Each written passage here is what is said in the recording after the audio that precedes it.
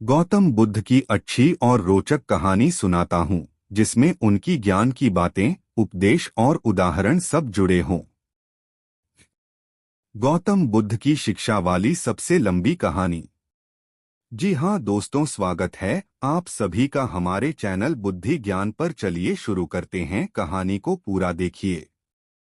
एक बार की बात है, राजगृह नगरी के पास बुद्ध अपने भिक्षुओं के साथ विहार कर रहे थे। वहां दूर दूर से लोग उनके दर्शन और प्रवचन सुनने आते।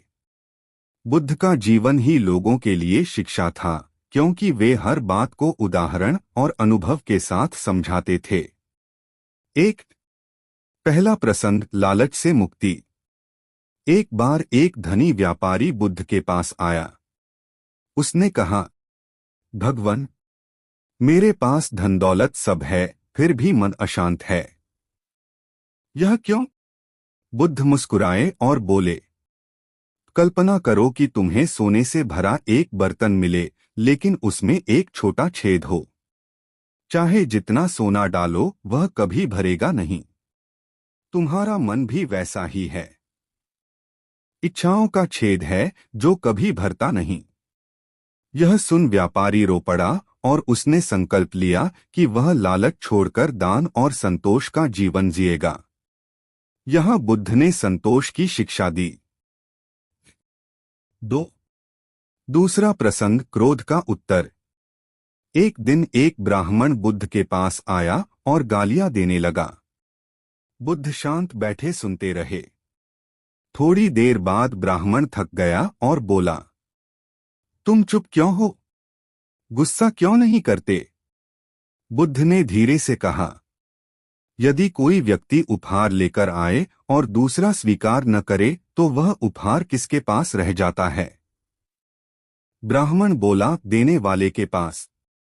बुद्ध बोले, ठीक वैसे ही तुम्हारा क्रोध और गालियां मैंने स्वीकार नहीं की, इसलिए वे तुम्हारे पास ही लौट गईं।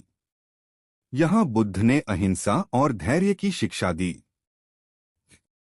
तीसरा प्रसंग, दुख का कारण। एक स्त्री अपने मृत बच्चे को लेकर रोती बिलखती बुद्ध के पास आई और बोली, भगवान, आप महान हैं, मेरे बच्चे को जिंदा कर दीजिए। बुद्ध ने कहा, ठीक है, लेकिन पहले तुम उस घर से एक मुट्ठी सरसों के दाने ले आओ जहां कभी किसी की मृत्यु न हुई हो। वह स्त्री गांव-गांव घूमी, हर घर से पूछी। हर किसी ने कहा, मृत्यु तो हमारे घर भी हुई है। आखिरकार स्त्री समझ गई कि मृत्यु सार्वभौमिक सत्य है। वह बुद्ध के चरणों में गिरकर बोली, भगवान, अब मुझे समझ आ गया कि मृत्यु से कोई नहीं बच सकता। यहाँ बुद्ध ने अनित्य, सब अस्थायी है की शिक्षा दी। चौथा प्रसंग, सच्चा धनी कौन। एक युवक बुद्ध से बोला, मैं गरीब हूं, मेरे पास धन नहीं, मैं सुखी कैसे रहूं? बुद्ध ने उत्तर दिया, सच्चा धनी वही है जो अपने पास जो है उसमें संतुष्ट है और उसे दूसरों के साथ बांटता है। धन का मूल्य इस बात से नहीं कि कितना कमाया, बल्कि इससे है कि कितना सही मार्ग पर खर्च किया। यहाँ बुद्ध ने दान और परोपकार की शिक्षा दी। पांचवा प्रसंग, मध्यम मार्ग। बुद्ध ने अपने शिष्यों से कहा, जिस तरह वीणा की तार बहुत ढीली होगी तो संगीत नहीं निकलेगा और बहुत कसाव होगा तो टूट जाएगी, उसी तरह जीवन में भी न तो अत्यधिक भोग न ही कठोर तपस्या। मध्यम मार्ग ही मुक्ति का रास्ता है। यहाँ बुद्ध ने मध्यम मार्ग की शिक्षा दी। बुद्ध की शिक्षा का सार। 1. संतोष, इच्छाओं को सीमित करो। 2. अहिंसा और धैर्य, क्रोध का उत्तर क्रोध से नहीं। 3. अनित्य का बोध, सब कुछ नश्वर है। 4. परोपकार, बांटना ही सच्ची समृद्धि है।